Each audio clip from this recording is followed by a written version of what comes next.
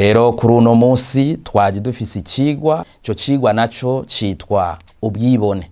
Muri make ubwibone twovuga ko ari umwiyumvo canke kamere canke inyifato yo kwishira hejuru, usuzuguye abandi canke utabasuzuguye, bivana n'urugero umuntu abafatiye ko ubwo bwibone.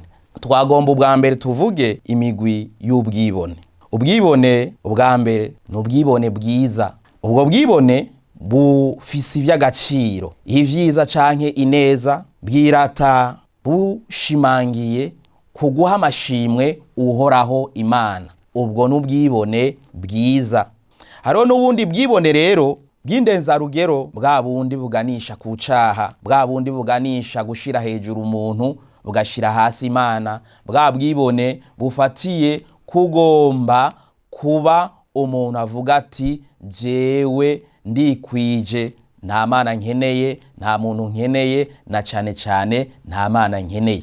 Ubwo bwibone n'ubwibone bubi gose buganisha ku caha.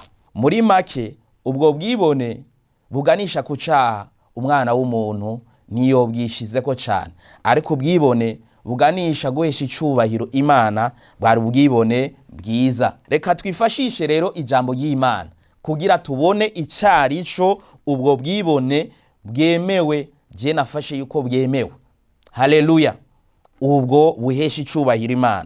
Reka twifashishe mu gitabo ca kabiri Paulo yandikiye Abikorinto ikigabane ca 10 umurongo wa 17.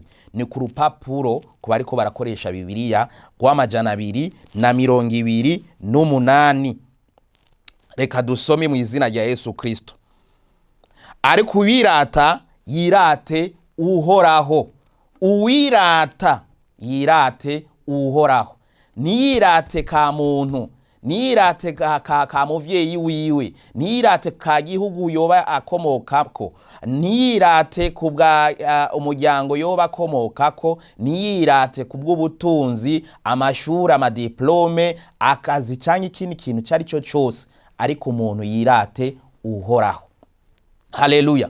Uri kurirata uhoraho werekana yuko uri hejuru y'abandi, ico kiremewe, kuko kwirata yuko Imana ari data ni ikintu gikomeye gose. Ukavuga uti aba, ukavuga uti papa, ni Imana. Haleluya. Nitwashimagiza, dushimagiza Imana.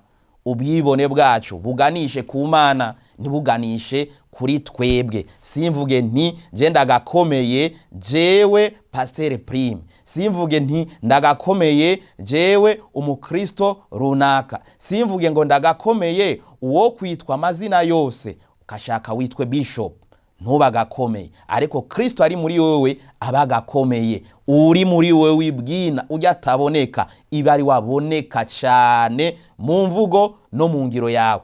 Wewe iki kibiribiri cyawe nikiba arico kiboneka, ariko uri bwina muri wewe uwo wakiriye, wagucunguye, waguhaye agakiza, abe ariwe aboneka. Ubwo bwibone buzoba bwemewe. Twatanguye tuvuga tuti uwirata yirate Imana.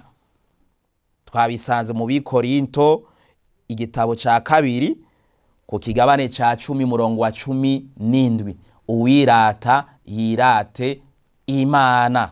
Aha naho bariko baratwibutsa neza na neza ukwirata kwacu, ubwibone bwacu, ukwishira hejuru kwacu, twerekana yuko ari cyo dusumbije abandi, bifatane no guhesha icubahiro Yesu Kristo umwami n'umukiza. Reka ndawusubire mu uyu murongo wa 16 kugira tuwumve kumwe. Uko jewe ndiko ndiyigisha, ubwa mbere mba ndiko ndiyigisha jewe, ubwa kabiri mba ndiko ndakwigisha wewe, dushira hamwe inama n'imitima yacu n'impwemu zacu kugira duheshe icubahiro Imana mu kuzuzanya. Abe ariko umuco wanyu ubonesha imbere y'abantu ngo babone ibikorwa vyanyu vyiza, bahimbaze so wo mwijuru. Yesu Kristo wamenye mwirate. Shiramo n'ubwibone uvuga uti burya hari cyo genda basumba.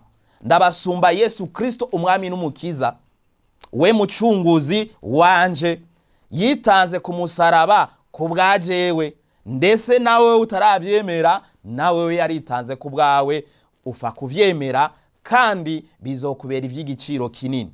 aho uri kurirata sindiko mvuga nti ngo mu banyavyaha, ariko ku bataramumenya, kuko twese hamwe na jewe ubwa mbere nari umunyavyaha w'abanyavyaha bakomakomeye. Ngira nari mfise amapete ya yandi y'abagenerale mu vyo ivyaha, ariko Kristo ni muzima. Kristo yarankunze nkuko na wewe ubu uri kurandaba yagukunze, canke yagukunze kuva kera isi n'ijuru bitararemwa. Ni wewe rero gutera intambwe. Wewe rero wamaze kumwakira akagusosera, mwirate, utangure kumwamamaza, utangure kumubwira bene data bataramumenya. Mbega uhera hehe? Hera mu nzu uvukamo. Haleluya.